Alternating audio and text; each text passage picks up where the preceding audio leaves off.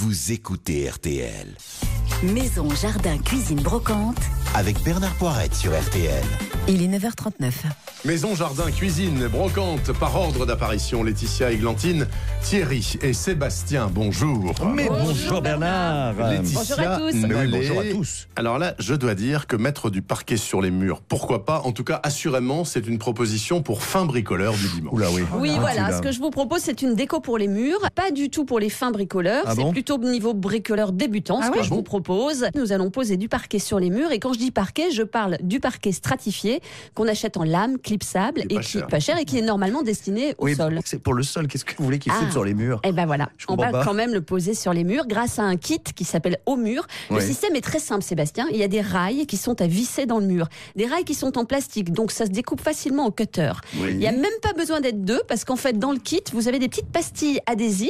Donc vous commencez par coller le rail au mur, vous vérifiez qu'il est bien droit. Avec un niveau. Voilà. Et là, simplement à ce moment-là, vous le vissez. Voilà. Ensuite, vous allez venir poser les lames en insérant des clips de connexion. C'est super simple. C'est pas mal. C'est quand même une drôle d'idée de mettre un parquet Oui, sur voilà, un mur. excusez-moi. vous avez Ça pas- fait boiserie, ça fait boiserie. ça Oui, exactement, elle a raison, Églantine. fait chalet. L'idée, c'est d'avoir un pan de mur en bois pour réchauffer l'atmosphère, par exemple. Mais il n'y a pas que ça, parce qu'il y a plein de décors possibles. Vous avez, par exemple, vous savez, les carreaux de ciment. Là, vous pourrez vous faire une crédence de cuisine, mais vraiment tout seul en une heure ou Est-ce deux. qu'on peut imaginer recouvrir, par exemple, un carrelage existant Oui, sans bah, faire c'est- sauter le carrelage? Mais oui, mais ça c'est une très bonne idée. Voilà, par exemple dans votre salle de bain, plutôt que d'enlever le carrelage, après il faut refaire l'enduit, il faut reposer du carrelage. Bah là, vous allez tout seul fixer les rails sur le carrelage, puis vous clipsez les lames. C'est du temps, de l'argent et de la poussière en moins. Et alors côté déco, c'est tout de suite l'effet heureux parce que c'est très visuel. D'accord. Mais dans la salle de bain, le parquet, c'est pas terrible parce que c'est une pièce humide. Non, il n'y a pas de problème si vous utilisez des lames de parquet spéciales pièces humides. Ça existe? Et, ouais, et D'accord. je trouve que cette astuce c'est pas mal aussi pour camoufler un mur abîmé. Et en déco, qu'est-ce qu'on peut faire? Plein de choses, par exemple une tête de lit. Si on est malin Oui. en plus, Oui, on c'est en vrai. profite pour passer le fil électrique pour avoir des appliques de chaque côté du lit. On peut aussi faire un pan de mur dans le salon, par exemple, derrière le canapé. Ou alors, moi, j'ai vu ça posé dans un angle de pièce, un tout petit coin d'angle, vous voyez. On peut s'amuser en posant les lames à la verticale pour donner une impression de hauteur. Il faut acheter quoi? Le système de fixation au mur. Ils vendent un combo pack. Avec ça, vous pouvez faire 3 mètres carrés et ça coûte, vous aimez bien que je vous dise les Oui, prix, oui, Bernard, oui, donc oui. ça coûte 40 €. C'est raisonnable. très raisonnable. C'est raisonnable. Que dalle. Évidemment, ensuite, il faut acheter une boîte de lames de parquet clipsable, à moins que vous en ayez qui vous reste. Voilà. Et le système au mur, et c'est ça qui est drôlement bien, c'est que ça s'adapte à toutes les marques de parquet. Et alors, est-ce que ça peut être une bonne idée d'en mettre à la fois sur le mur et sur le sol? Alors, oui, mais j'en Peut-être un mettrai peu too pas much, partout non? parce que vous risquez d'étouffer un peu la pièce. Oui. Un pan de mur, pourquoi pas? Voilà. Et vous êtes pour toute la hauteur de mur ou, comme le disait Églantine, un demi-mur? Ah non, mais ça dépend. Il y a des choses très sympas. Par exemple, aujourd'hui, on a des meubles buffets bas. Et donc, vous faites le mur à partir de la hauteur du buffet. Vous voyez, vous Ouais, faites ouais, un très grand bien. rectangle. Et là, c'est super joli. Ça D'accord. suffit. Il faudrait Pas vraiment mal. qu'elle passe chez nous pour Oui, oui, faire on un est bien truc, d'accord. parce que c'est assez minable par rapport à ce qu'elle peut faire. Chiner les objets des affaires criminelles. On y revient. Donc hier, on parlait de Exactement. l'illustration, ce formidable magazine 19e siècle et début 20e. Là, vous nous On proposez de chine. chiner des objets liés à des crimes. C'est vrai, Donc ça la peut corde du paraître- pendu, le couteau qui a Alors, c'est poignardé et tout ça. Ça peut paraître un peu Non, particulier. mais c'est hein, horrible. non, c'est souvent passionnant. Ça raconte une époque. Ces objets témoignent de la face obscure de l'homme et parfois de la femme, je vous Qui est l'accorde. pire encore.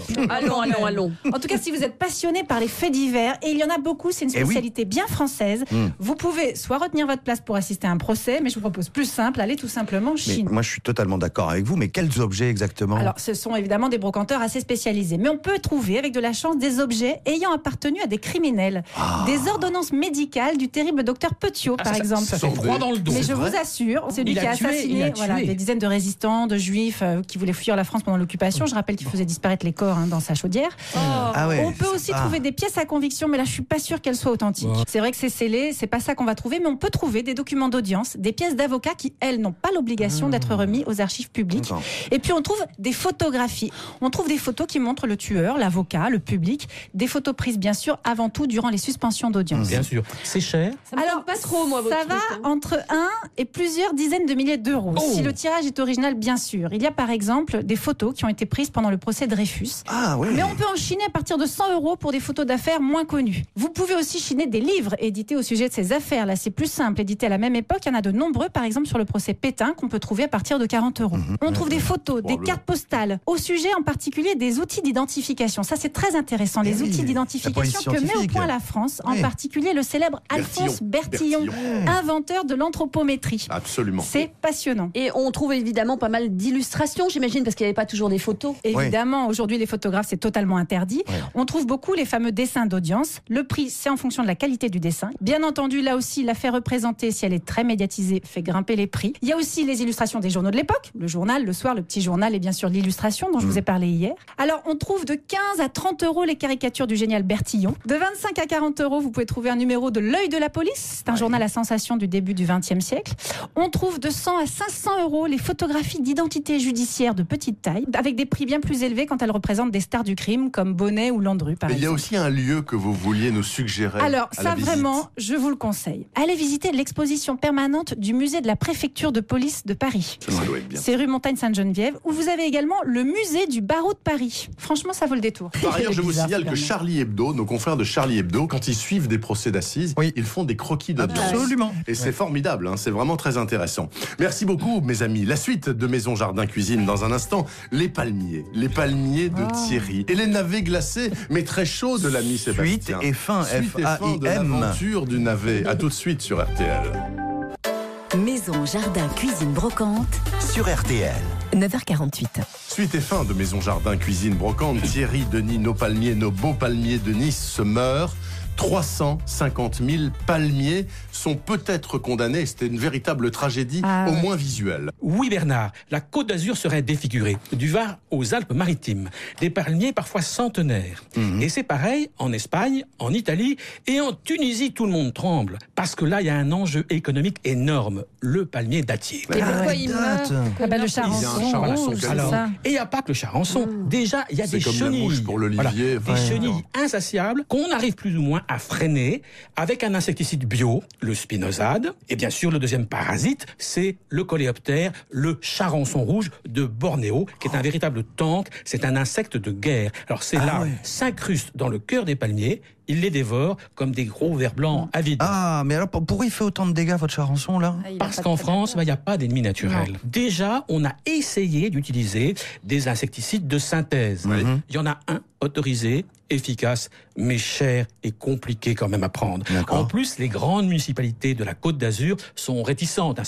C'est plutôt le zéro phyto qui a le vent en poupe. Alors, il y a des méthodes bio. Oui, Églantine, ça va vous rassurer. D'abord, un champignon qui parasite effectivement les larves du charançon rouge. C'est déjà utilisé en Espagne. C'est pas encore agréé en France. Il faut se dépêcher, ça marche. Alors, deuxième produit bio, des nématodes, ces vers microscopiques qui taillent des croupières au bébé charançon. Alors, c'est super efficace en laboratoire, moins sur le terrain, car les conditions météo ne sont pas toujours idéales. Il faudrait de la chaleur douce et humide, ce qui n'est pas toujours le cas. Donc, pour résumer, oui, ces luttes bio sont utiles, elles vont s'améliorer, mais c'est pas dit que ça suffise. Alors, qu'est-ce qu'il faut faire? Qu'est-ce qu'on fait, quoi? Le piégeage systématique des charançons. Qui est très intéressant. C'est efficace, on le sait. Et en plus, ça n'est pas coûteux. En France, hélas, certaines grandes municipalités, là encore, sont réticentes. Pourquoi? C'est un mystère. En fait, il faudrait que tous se mobilisent. Les villes, les jardins botaniques, les propriétaires privés, avec tous les moyens de lutte possibles, sans exclusive. Parce que s'il y en a un qui ne le fait pas, c'est une fichu. catastrophe. Et alors nous, en tant que particulier, on peut faire quelque chose, Thierry, ou pas? Alors oui, adhérer à une association remarquable qui s'appelle Sauver nos palmiers. Elle a un site internet qui fourmille d'informations, sauvonsnospalmiers.fr. Et moi, j'ai adhéré la semaine dernière à cette assoce qui remue ciel et terre pour contrer ce charançon. Après les buis qui se meurent dans ma Bourgogne, je n'ai franchement pas envie de voir les palmiers du Sud se faire dévorer. Et bien évidemment, le siège de cette association Sauvons nos palmiers est à Toulon. Thierry, vous mettez toutes les infos sur rtl.fr et vraiment, ça peut tourner à la grande cause nationale. Je savais parce pas, que moi. s'il n'y a plus de palmiers le long de la promenade des Anglais... Hier, les palmiers, vous voyez, c'est détruit. C'est véritablement terrible, ça. Sébastien, dans la série Navet, vous nous l'annonciez dès hier, il y a donc le navet glacé, ce qui ne veut évidemment pas dire qu'il sort du congélateur.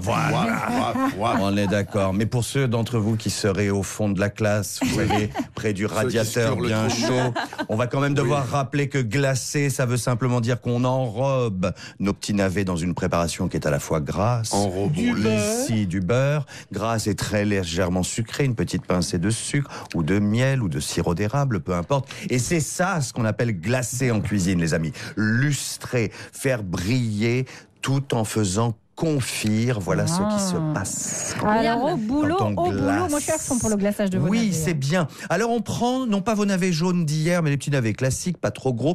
Vous allez peler leur peau blanche et si vous voulez, garder le petit collet violet. Ça fait un peu chicos, moi j'aime bien. Vous les coupez en 4 ou en 6 gros morceaux en fonction de leur taille. Vous les mettez dans la sauteuse, un petit peu d'huile d'olive églantine. Vous les faites suer tout doucement, gentiment, sans les colorer. Et vous allez leur ajouter tout simplement un petit peu de vinaigre de Xérès, 2 cuillères à soupe, pas trop. Un petit peu de miel, là en l'occurrence un miel neutre, la cassia c'est très très bien, un petit bâton de cannelle, 2 petites pincées de cannelle en poudre cette fois, sel, poivre, vous couvrez, vous laissez tranquille ou cuire pendant une vingtaine de minutes jusqu'à ce que vos navets soient bien fondants. Vous les piquez toujours de la pointe du couteau pour vérifier. Et au tout dernier moment avant de servir, vous allez simplement les arroser avec 2 petits traits de sauce. Alors je m'accroche. Worcestershire. Worcestershire.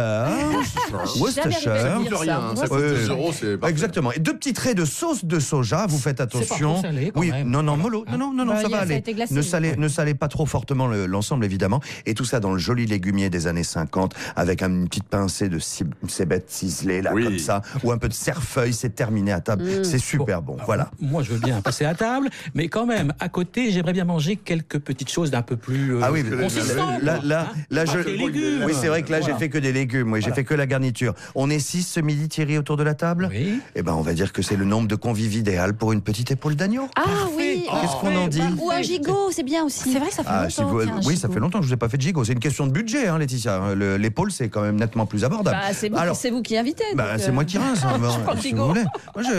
Alors ok, on y va. Alors cuisson du gigot. Alors évidemment, on rappelle que la cuisson, elle dépend de la taille, du poids du gigot. On dit généralement 12 minutes de cuisson par livre. Surtout pas trop cuit. Oui, voilà. Non. Alors 12 minutes de cuisson par livre, Thierry, c'est une belle cuisson, bien rosée, comme il faut. On est d'accord? La température de votre four, c'est 180 degrés, donc un thermostat 6. Vous le retournez, vous l'arrosez régulièrement, évidemment, pendant la cuisson. Si vous l'aimez éventuellement un peu plus cuit, 15 minutes par livre, mais enfin bon, je souscris pas des masses. Vous n'oubliez pas à la fin de le laisser reposer, c'est très important ça, Laetitia, en fin de cuisson, de façon à ce que le sang reflue dans les chairs, et puis ensuite, en tranches épaisses ou fines, comme vous voulez, fleur de sel, poivre, et on déguste très très vite, parce que ça refroidit très vite. Moi, je veux bien que vous mangiez des navets glacés, mais pas du gigot glacé. J'ai faim. Allez-y, allez vous faire un casse-dalle, qu'est-ce que vous voulez que je vous dise? Au boulot, c'est ça présent. Que vos vendanges, on mange le matin, le midi, c'est vrai, le soir, tout le temps. Il nous faudrait un petit casse-dalle. Merci les amis, je vous souhaite un très bon dimanche, bonne semaine. Bon dimanche à tous. Samedi prochain, ciao. Et dans 6 minutes exactement, à mes côtés, il y aura Yann Boucherie pour le journal, mais auparavant, Petit Demange, Perrault et Charbonnier au rapport, comme chaque week-end. Oui, chef.